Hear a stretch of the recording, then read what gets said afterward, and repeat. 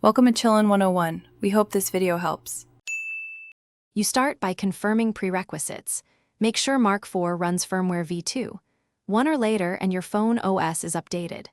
Once done, connect the correct cable, USB-C or Lightning, plus any adapter, and plug a stable power source into Mark IV.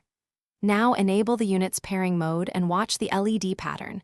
You need that active to accept connections. Make sure your phone's Bluetooth and USB permissions are turned on so the handshake can proceed without interruptions. Next, open the companion app and choose Add Device or Connect. If using USB, plug the cable directly and choose USB connection in the app. If using Bluetooth, pick Bluetooth and start scanning. Follow the on-screen prompts to enter the Mark IV device ID or confirm the pairing code. This ensures you are connecting the right device.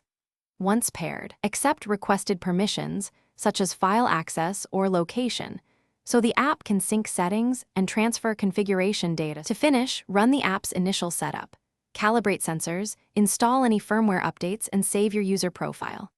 Then test basic functionality by sending a command or syncing a small data packet and confirm the Mark IV responds. If something goes wrong, try one key troubleshooting step. Reboot both devices, swap to a known good cable or adapter, and repair from scratch. This resolves most handshake and power issues. If persistent, check logs in the app for specific error codes. Thanks for watching. Consider subscribing if we helped you.